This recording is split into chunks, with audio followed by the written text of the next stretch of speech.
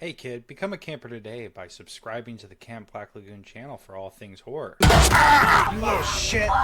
David Gordon Green's Halloween trilogy sets out to break the franchise's endless cycle of sequels by wiping the slate clean, ignoring everything except John Carpenter's 1978 original. The result is the fifth timeline in the Halloween canon, bringing back our final girl, Laurie Strode, for what's promised to be her final confrontation with Michael Myers, and the definitive end of the Strode story. After Rob Zombie's Halloween 2 flopped, audiences once again waited for the shape to return, this time through yet another reboot. The question is, does David Gordon Green finally deliver a satisfying conclusion to one of horror's most iconic characters? Or is this just another failed attempt to give Halloween the ending it's been chasing for decades? Today, we're going to be taking a look at David Gordon Green's trilogy, starting off with Halloween 2018, 40 years later after the original 1978 film directed by John Carpenter himself. Let's dive in to the deep cut. The film opens at Smith's Grove Sanitarium, where we're introduced to our first set of victims. Dana Haynes, played by Rhiannon Rees, and Aaron Corey, played by Jefferson Hall. They're true crime podcasters. We're investigative journalists. Sorry, investigative journalists, who've come to interview Michael Myers, played by James Jude Courtney, who has been held in captivity for the last 40 years following the events of 1978. They meet with Michael's new doctor. Good afternoon. Good afternoon. I'm Dr. Ranbir Sartain. Played by Haluk Bellinger. It's here that we learn Michael is set to be transferred to Glass Hill Sanitarium. Glass Hill is the pit of hell. A plan that has never gone wrong in the entire history of the Halloween franchise. I mean, come on. Did we seriously never learn anything about transferring Michael the day before Halloween? Clearly not. Sartain leads our journalistic cattle towards slaughter out into the rec yard, where we see Michael Myers playing what might be the largest game of chess I've ever seen. Aaron begins the interview by poking and prodding Michael for answers. Do you ever think about them, Michael? Feel guilt about their fate? Desperately searching for even the slightest hint of remorse or guilt. Michael, unsurprisingly, shows zero interest in speaking to them. Shocking. Maybe he just needs a little incentive. How does $3,000 sound? Dana, what exactly do you think Michael Myers is going to do with $3,000? Wipe his ass with it? Out of options, I borrowed something from a friend at the Attorney General's office, Michael. Aaron pulls the iconic mask from his bag, instantly capturing the boogeyman's attention, as if it has some kind of supernatural pull over him, which raises an important question. You can just borrow active crime evidence? How does this make any sense? As Aaron desperately pleads with Michael to say something, Say something! the other patients begin to lose their minds, screaming, convulsing, acting as if something evil has just been unleashed. And that something turns out to be the title card. Say something!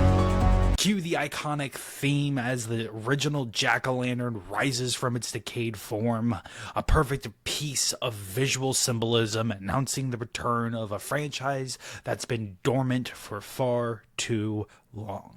After realizing their interview with Michael is a complete dead end, Aaron and Dana move on to the next best thing, Laurie Strode. Laurie has spent the last 40 years carrying the full weight of that trauma, transforming her into what is essentially horror's answer to Sarah Connor. Aaron attempts to speak with her through the intercom, but Laurie appears to be giving our journalist the good old silent treatment. We're looking for Laurie Strode.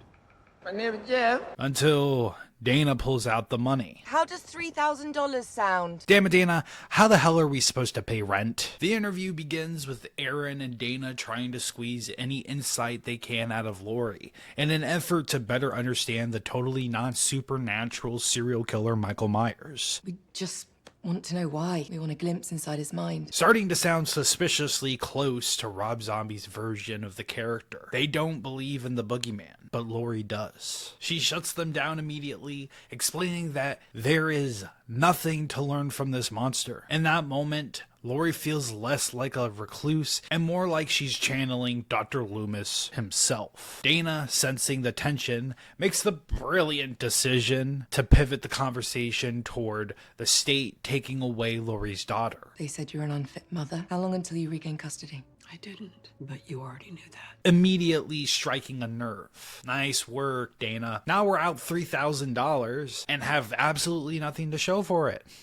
I'm gonna have to sell my body around the corner just to make ends meet because of you. Before Laurie kicks them both off the property, Aaron makes one last desperate attempt. He won't talk to anyone. I think he might speak with you. Come with us and let us help you free yourself. I'll accept my payment. We cut to an entirely new set of characters and are introduced to the Nelson family. There's Ray, played by Toby Huss, a well-meaning dad whose defining character moment involves getting peanut butter on his penis. Oh, mother! Oh, man. I got peanut butter on my penis. 911, what's your emergency? Hello? Yes, I've got a horrible attempt at a dad joke in my Halloween movie. Please send help. Hello? Karen, played by Judy Greer, is Laurie Strode's daughter, and Allison, played by Annie Matichak, is her granddaughter. 3 generations of Strodes, all connected by the same trauma, whether they want to be or not. Allison asks her mother if she invited her grandmother to the family dinner planned for later that evening. I did. You did. Yeah, I talked to her yesterday. She's not gonna be able to come, honey. I'm sorry. I smell a hot, steaming pile of bullshit. And so does Allison. It's immediately clear how deeply Michael Myers' shadow has affected this family, leaving behind a trail of emotional distance, resentment, and generational damage. On her way to school, Allison meets up with her friends Vicky, played by Virginia Gardner, and Dave, played by Miles Robbins. As they walk, the conversation turns to Laurie Strode, the tragedy she survived, and how it's fractured their family dynamic. Wasn't it her brother who, cold-blooded murdered all those teenagers? A question that exists for one reason and one reason only: to firmly establish that this film is a direct sequel to the 1978 original and absolutely nothing else. That's just a bit that some people made up to make them feel better, I think. I get what the movie is trying to do here. Retcons happen, rumors spread after real-world tragedies all the time. That part makes sense. But the way this line is tossed out so casually, with zero weight, feels rushed and oddly dismissive of 40 years of franchise history. Maybe this doesn't bother most people, but for me, this is the first moment where the writing starts to show cracks. And they're not pretty, folks. We cut to a classic boyfriend on the shoulder moment. Introducing Cameron, played by Dylan Arnold. After a little hallway PDA, we meet our next potential victim, Oscar. You guys are just barf, you know? Played by Drew Sheed, the lovable goofball of the group who looks like he's one bad decision away from depositing his lip crusties directly onto your forehead. Dude, it's a little part of me for you. Allison sits in class as her teacher, voiced by PJ Souls, who played Linda in the 1970 original, delivers a lecture on fate. Fate took a different course. A clear callback to the original classroom scene. Allison gazes out the window, but instead of a mass killer standing across the street, she finds Laurie Strode, just standing there, stealing Michael's whole vibe. Laurie later hands Allison my rent. Use it for whatever your heart desires. Allison confronts Laurie about the boogeyman and how her obsession with Michael fractured their family. Laurie doesn't deny it. She accepts the consequences of how she raised Karen. If the way I raised your mother means that she hates me, but that she's prepared for the horrors of this world, then I can live with that. Back at Smith's Grove, Michael is escorted through the halls ahead of his transfer, accompanied by a surprisingly convincing voice impression of Dr. Loomis, provided by Colin Mahan. Death is the only solution for Michael.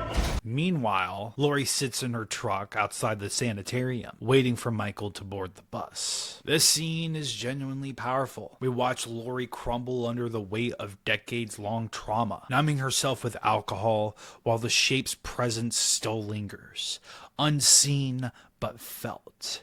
Jamie Lee Curtis gives a beautiful performance here, making Laurie feel less like a hardened warrior and more like a deeply broken survivor. You don't just understand her, you feel her. Dr. Rembar Sartain insists on personally seeing Michael off. Michael Myers is still my patient until he's in somebody else's care, so I'm seeing my duty through till the end. And the longer this man talks, the more suspicious he becomes. Seriously, we got red flags all over this man here. Later that evening at the Nelson family dinner, Ray overshares way too much with Allison's boyfriend about her father. I know Lonnie, I went to high school with him. He used to sell me peyote.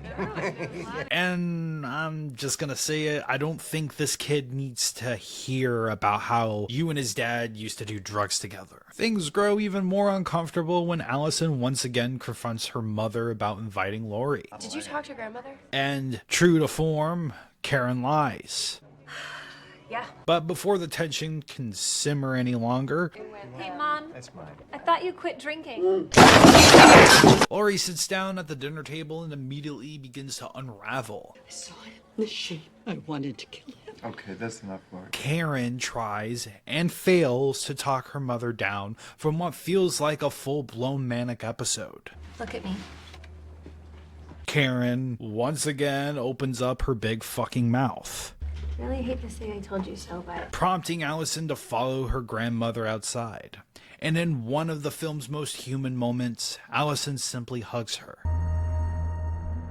Laurie gets into her truck and drives away, which is immediately followed by one of the worst line deliveries in the movie from Karen. I've spent my entire life trying to get over the paranoia and neuroses that she has projected on me. So stiff, it sounds like Judy Greer was briefly replaced by a malfunctioning robot. We then cut to a father played by Brian Gregory, who enjoys taking his son out on hunting trips. And his kid, little Steve-O, I mean Lumpy, played by Vince Mattis, who's recently discovered a passion for dancing. Is dance class that important to you? Yeah, it is. And hey, always support your child's dreams. You never know which day might be your last. They suddenly come to a stop on the road with a crashed prison bus sitting in the ditch. Lumpy's father gets out of the car to investigate. An immediate fatal mistake. Fun fact, the song playing on the radio is the same one Laurie was singing in the original Halloween. I wish I had you all alone, just the two of us. Improvised by both Jamie Lee Curtis and John Carpenter. A nice bit of connective tissue right before everything goes to hell. After calling 911, Lumpy steps out of the car to look for his father. He discovers a body lying on the ground, only to be hit with what feels like a zombie jump scare. Just kidding. It's a dying cop desperately warning the kid to get the hell out of there. Run! But does Lumpy listen? Of course not. Instead, he peers into the bus and is immediately startled by Dr. Sartain. Don't shoot! And just a quick PSA, if you see someone holding a gun, maybe announce yourself before jumping out of the darkness. Otherwise, you're basically requesting a bullet. Panicked, Lumpy runs back to the truck. He encounters the one hitchhiker you never want to pick up. Without hesitation, Michael snaps this kid's neck like a Slim Jim. This moment genuinely shocked me when I first saw it in theaters. It's the film's way of saying very clearly Michael Myers means business, and he's not fucking around. Deputy Hawkins, played by Will Patton, has his game of pinball abruptly interrupted when the call comes in, and he's the first on the scene. Hawkins surveys the carnage left behind by Michael Myers before entering the crashed bus, where he finds Dr. Sartain slowly bleeding out. I've been shot. And acting more than a little suspicious. Did he escape? What's strange to me is this. Why didn't Michael kill Sartain when he had the chance? For a character who wastes absolutely no time dispatching anyone else in his path. Sartain's survival feels very deliberate and worth remembering. keep your eye on him. He's very suspicious. We jump ahead to October 31st, where Dana and Aaron make their next stop at a graveyard to visit Judith Myers. Guys, I'm pretty sure we can't interview her here. She's been dead for the past 40 years now.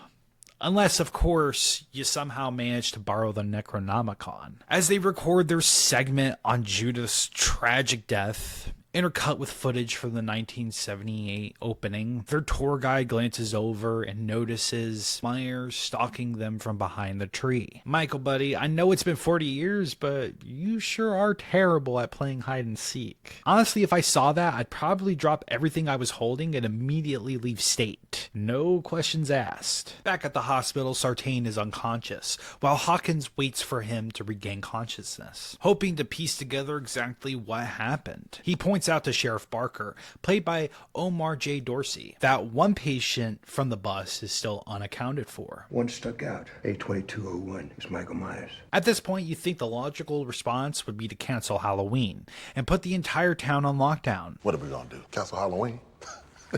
But, of course, that's not what happens. Our investigative journalists make a pit stop at a gas station to refuel, just as Michael Myers pulls in behind them. As duty calls, I need to go to number 2 almost immediately. Dana heads to the bathroom, while Michael quietly goes shopping for new clothes. I love this scene because Michael operates almost entirely in the background, while other characters remain blissfully unaware that they're in deep shit. And yes, that was a bathroom pun. What are you gonna do? Call the police? Ah, you sons of bitches. The moment is subtle, and if you're not paying close attention, you might miss the serial killer casually prowling the aisles. Michael follows Dana into the bathroom, and the tension thickens. Meanwhile, Aaron steps up to the counter and discovers a gas station attendant who is very clearly not just sleeping. And if I were Aaron, this is the point where I would immediately call the police. Instead, Michael teaches Dana the importance of proper dental hygiene. Aaron bursts through the bathroom door with a crowbar ready to defend his girl's honor, and he's dead. Michael then uses Aaron's head as a battering ram to force his way into Dana's stall. With the job done, Michael calmly retrieves his beloved mask, just in time for Halloween. Laurie hears the news that the prison bus has crashed. A source tells us that bus was transporting personnel from a local state hospital. And she immediately snaps into action, gearing up for the hunt she's been preparing for her entire life. Back at the Nelson house, Karen returns from grocery shopping to find the back door wide open and the house unnervingly quiet. Ray suddenly enters through that same door, startling her, because apparently no one in this family believes in announcing themselves. That's when we get the classic Laurie on the shoulder moment. Gotcha! Jesus. You're dead. She tries to show Karen how the complete lack of security in her home is exactly what's going to get her killed. I can take care of my own family, all right? I know jujitsu. Yeah, because jujitsu is totally going to stop Michael Myers in his tracks. Laurie finally drops the bombshell. The bus crashed. But Karen and Ray refuse to entertain what they see as Laurie's last paranoid episode and proceed to kick her out of the house. It's now Halloween night. Kids are out trick-or-treating, the neighborhood is alive, and Michael Myers begins prowling the streets of Haddonfield once again. And one of the most beautifully crafted sequences in the film, we get a long, unbroken tracking shot of Michael invading multiple homes. He grabs a hammer from a shed and enters the house of a woman who's just trying to enjoy a quiet evening and a ham sandwich, which I'm pretty sure is a deep cut reference to Halloween 2. Michael proceeds to hammer time this poor woman to death before helping himself to his favorite kitchen utensil. As he wanders through the house, we hear a baby crying,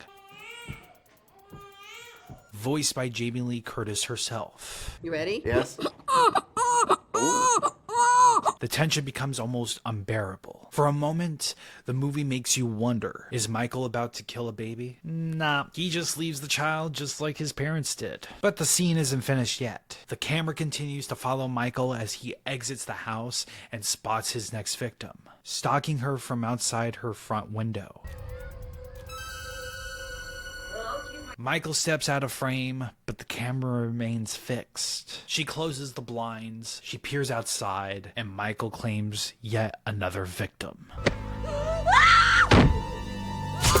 And fun fact, this is the only scene in the entire film that uses CGI, and it's another direct visual callback to a death scene in Halloween 2.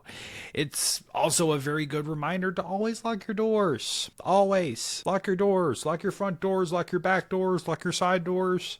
Lock your fucking doors. We cut to the Haddonfield High School Halloween dance, where everyone is getting their groove on. Allison receives a call from Vicky, who's stuck babysitting Julian, played by Jibriel Nantambu. Vicky invites Allison over for a little alakazam, but Julian isn't buying it for a second. He immediately clocks what's really going on. I heard you telling your friends to come over here and you're gonna smoke some weed. They're coming over to smoke some grass, man. Nantambu is fantastic here.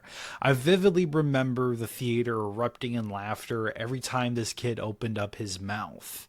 His delivery is pitch perfect, and definitely a highlight in this movie. I wouldn't be up clipping my nasty ass toenails. Allison heads back into the dance, only to find Cameron getting a little too comfortable with Tony the Tiger's daughter. Cameron chases Allison down to explain himself. Kim literally was talking to me. Really? And that's when the movie really shows us what a complete douche Cameron is. Here, you know what? No. Your fucking precious phone? Allison doesn't even try to retrieve it. She immediately breaks things off with Cameron, storms out of the building. And honestly, this moment always bugs me. Tossing her phone into cheese dip feels like a cheap narrative shortcut.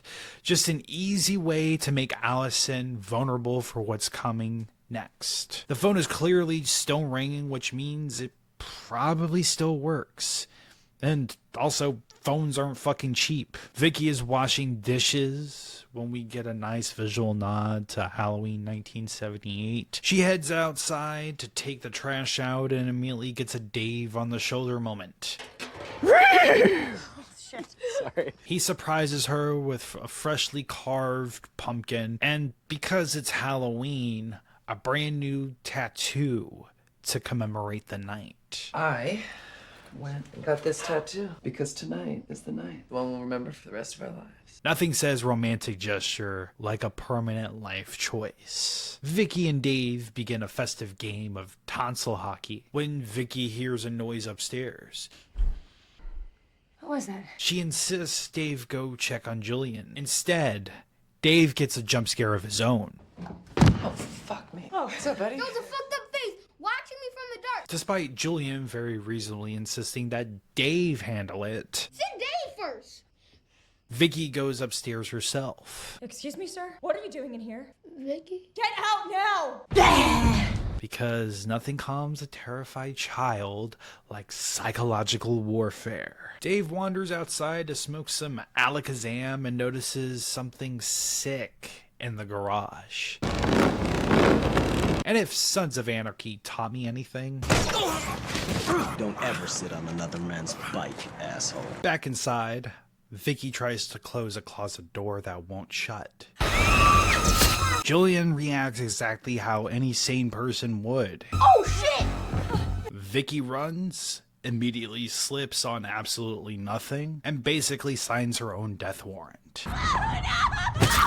Dave hears the commotion and arms himself with a kitchen knife. If he was hoping to save his girlfriend, maybe he shouldn't have been high and moving at the pace of a casual Sunday stroll. An APB goes out alerting both Deputy Hawkins and Laurie, who's been listening in on the police radio like a woman who's been waiting 40 years for this exact moment. They both head toward the house.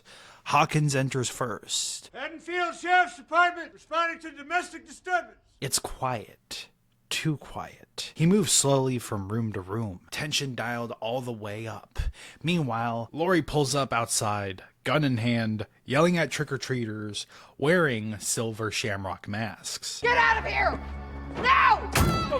A nice little Easter egg for our Halloween 3 lovers. Hawkins enters Julian's bedroom and finds Vicky's lifeless body staged in a ghost costume, and this is always fascinating to me. Michael takes the time to pose his victims. It's not random, it's a ritual, a sick little holiday tradition. It's also a clear nod to the original film, where Michael dressed as a ghost to kill Linda. Outside, Laurie looks up and spots Michael in the room, adjacent to Hawkins.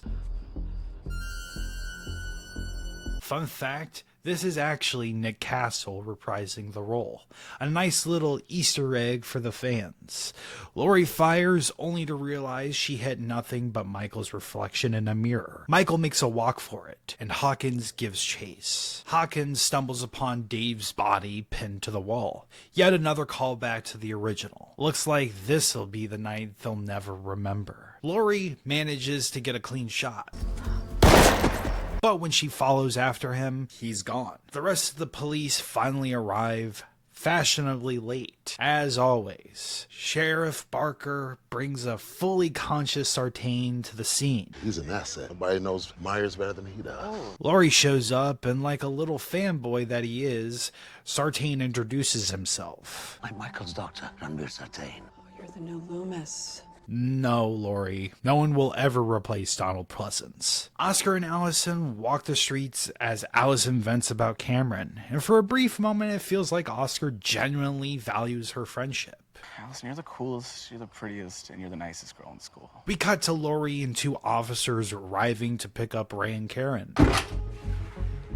It's not safe here. Karen immediately starts panic dialing Allison, but of course, no answer. Back on the street, the illusion shatters as we learn Oscar isn't a nice guy. He's a nice guy. What the fuck? Making his move now that Cameron is out of the picture. Allison shuts him down and walks away while Oscar apologizes like his life depends on it. Allison, please, they were feeding me guacamole in all these sexy ways.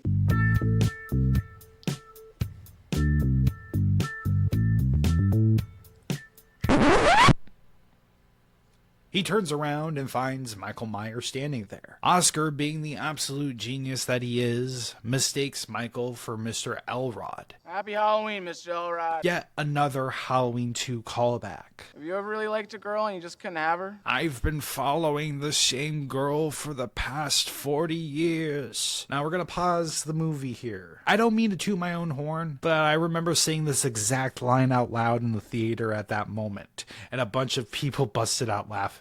I usually hate talking during movies. It's rude, but sometimes the universe aligns. Comedy strikes and, you create a core memory. I absolutely regret nothing. Anyway, back to the slaughter. We get this goofy little motion sensor setup, turning the scene into Michael Myers playing red light, green light, with a side of homicide. Oscar panics and tries to climb the gated fence, but his cape gets stuck. Looks like someone didn't watch The Incredibles. Allison hears the chaos and runs back to find Oscar very, very dead. Michael steps into the light as one of my favorite tracks in this entire movie kicks in. The Shape Hunts Allison, composed by John Carpenter, Cody Carpenter, and Daniel Davies. An absolute banger. Allison bolts, mirroring her grandmother in 1978, running door to door begging for help. The difference is, someone actually opens the goddamn door this time. We cut to Karen doing what Karen does best. She's not texting, so whoever you have looking for her... Arguing with the police. Even Ray can't rein her in. But when Laurie Strode raises her voice... Karen! Yeah, you better shut the fuck up and listen. The conversation is done and over. Hawkins and Dr. Extremely Not So Suspicious at All pull up to rescue Allison, planning to bring her to Laurie's house. Meanwhile, Karen opens the secret passage hidden under the kitchen island table. Pause the movie for a second. I need that table. Not for guns or non-perishables though. I want a home theater and an office there, so I can make videos like a goblin and never see daylight ever again. And back to our regularly scheduled program. Laurie gears everyone up, hands out weapons like it's trick or treat for paranoia, and delivers a little tight monologue that thankfully doesn't overstay its welcome. He waited for this night. He's waited for me. I've waited for him. And honestly, at this point, the movie is firing on all cylinders. During all this chaos, Hawkins spots Michael and floors it, nailing him dead on with the squad car. Ah, beautiful. Chef's kiss. Hawkins and Sartain step out. Sartain checks for a pulse and announces that Michael is dead. You killed him. He's dead. Hawkins, being the only person in this movie with a functioning brain, says, I'm still gonna blow this motherfucker's brains out. And this is where the movie trips over its own shoelaces. The totally not obvious at all twist is revealed. Yeah! Sartain is responsible for Michael's escape. How? I don't know. It's never explained. I really don't like this reveal because it feels like filmmakers are desperately trying to echo Dr. Terrence Wine from The Curse of Michael Myers. You know, the guy who helped Michael escape and conveniently worked with Loomis, just like Sartain. Sartain is basically that character, but without the cult, without the build-up, and without any of the weird commitment. He just feels wedged in, a human plot device, if you will. Then brace yourself, because Sartain puts on Michael's mask. And I'm sorry, but it looks fucking ridiculous. This moment still makes me say, what the fuck were they thinking? Every single time. Sartain somehow manages to drag Michael's 230-pound unconscious body with a broken arm and shoves him into the back of a police car. Make room for my patient. Sure, that's totally believable. I really have nothing to say about this. It's stupid. And now we finally arrive at the entire reason as to why Sartain exists in this movie. The contrived plot device. When he awakes, we'll be ready. Ready for what? A reunion. Michael's pursuit of Laurie Strode. He believes Michael's obsession with Laurie is what keeps him alive. Which would almost make sense if the movie hadn't already gone out of its way to tell us that Michael and Laurie are no longer siblings. Michael no longer has a motive. He doesn't care about Laurie. He isn't hunting her. So the only way the movie can force these two back together is a mad doctor with a psychology degree and zero logic. The film spends so much time dismantling the idea that Michael has purpose, destiny, or emotional attachment, only to reintroduce it through Sartain in the most awkward, clunky way possible. And that's the tragedy here, because everything around this subplot works. But Sartain, he's not deep, not compelling. He's just a narrative crowbar forcing a reunion the story already told us shouldn't need forcing. On the road, guarding Laurie's house, we've got two cops on lookout duty, Officer Francis and Officer Richards. They're clearly meant to be the fun cops of the movie, and an obvious callback to the bumbling duo from Halloween 5. Except this time, they mercifully ditched the circus music. It's progress. They pass the time talking about food because in horror movies, discussing dinner plans is basically a death sentence. Meanwhile, Allison tries to talk her way out of the back of the squad car. Sartain stops the car, clearly intrigued by the sound of his own delusions. He spoke to me. He spoke to you? What did he say? One word. Fuck! That's when Michael wakes up and reminds us why you should never skip leg day. Michael drags Sartain out of the vehicle, giving Allison her chance to escape. She immediately runs into the woods instead of toward the armed cops, about 50 feet away, which is a choice, a bad one at that, but a choice. Sartain meets his end in one of the most brutal kills in the entire movie. Say something. Something. And honestly, thank you, Michael, for taking care of this idiotic plot device. Thank you so much. Back at the house, Ray notices a police car pulling up, and like the absolute genius he is, steps outside to investigate. He's rewarded for his curiosity by discovering both officers dead. Right before Michael snaps his neck using the wind chimes. So much for jujitsu. Now, here's a massive plot hole I cannot ignore. How did Michael get into Laurie's property without her noticing? Earlier in the film, Dana and Aaron had to be buzzed in like it was Fort Knox, but somehow Michael sneaks a police cruiser complete with 2 dead cops past every security measure Laurie spent 40 years obsessively installing. Explain, movie. Movie, explain. Laurie hears a gunshot and calls out for Ray. She looks outside and locks eyes with the Shape. Instantly, survival mode kicks in. She bars the doors and orders Karen to get to the basement while she holds the line. But here's my question. Why are you standing that close to the door? Do you want your head to be used as a human door knocker? Michael grabs Laurie by the head and lifts her off the ground. As she struggles, Laurie raises her shotgun. Michael grabs the barrel and she pulls the trigger, blowing his fingers clean off. Let me ask you something. Do you want your fingers blown off? That was rhetorical. Of course you don't. And neither does Michael. Laurie retreats back into the basement as Michael breaks his way into the house, completely pissed off. She apologizes to Karen for being a horrible mother. I was wrong to raise you the way I did. And above them, we hear it. Michael's elephant-sized footsteps echoing through the house. We get one of my favorite shots in the entire movie. It's absolutely pure Shape energy, and I love it. I'm completely creaming right now. The cream will rise to the top. Laurie tracks him by sound and fires through the floorboards.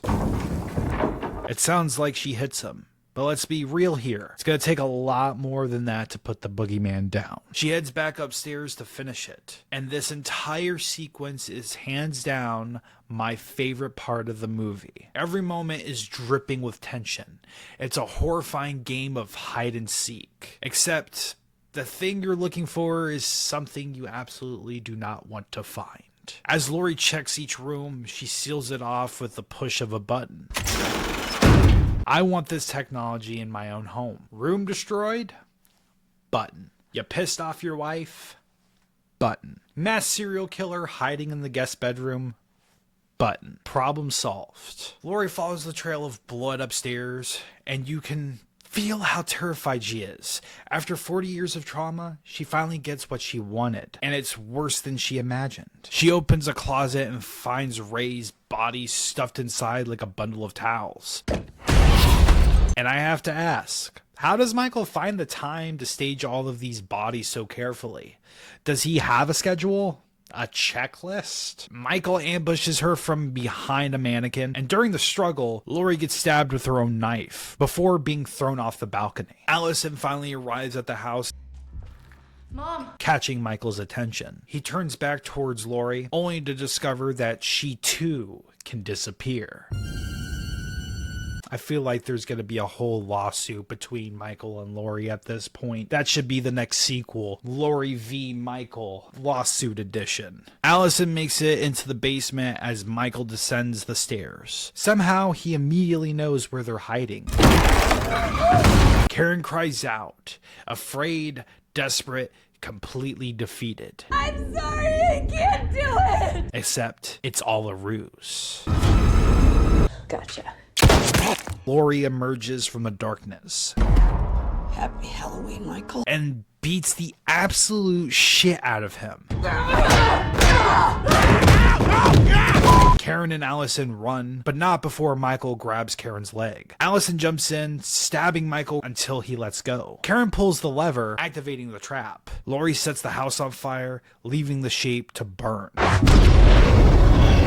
Just like Halloween 2. Outside, Allison waves down a passing truck. All 3 generations of Strode women climb into the back, the camera lingering on the kitchen knife still clutched in Allison's hands. And if you wait until the very end of the credits, you can hear Michael breathing through the mask,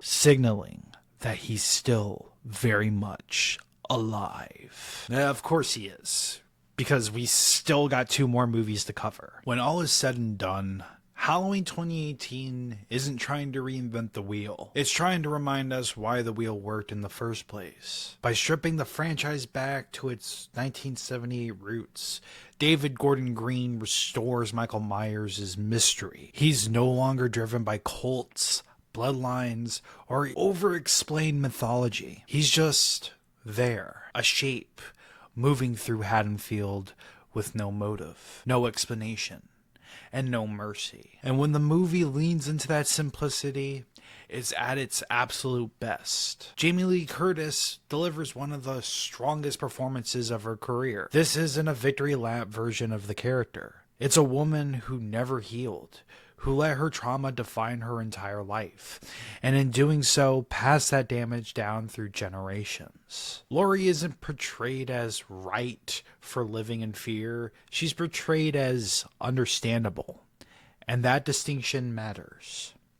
The atmosphere is tense, the cinematography is confident, and John Carpenter's score, alongside Cody Carpenter and Daniel Davies, does a lot of heavy lifting. Michael feels physical, relentless, and genuinely dangerous in a way the franchise hadn't captured in decades.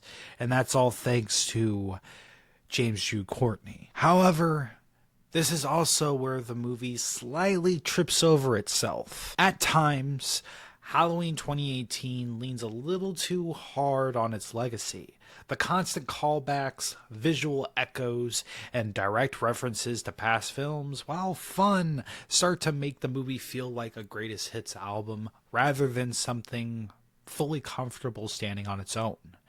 Instead of letting certain moments breathe, the film occasionally nudges the audience and says, hey, remember this? Don't get me wrong, I love these films, and I understand why those references are here, but there are moments where I wish the movie would trust itself more. When it stops looking backwards and allows itself to exist in the present, it's genuinely powerful.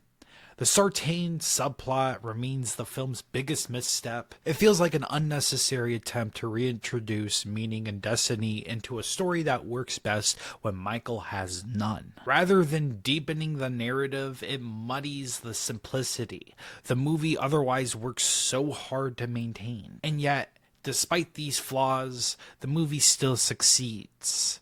Halloween 2018 feels like it could have been a definitive ending. Laurie confronts her trauma, and the shape is seemingly destroyed. And the story comes full circle without needing to stretch itself into a trilogy. There's a sense of finality here that the franchise rarely earns.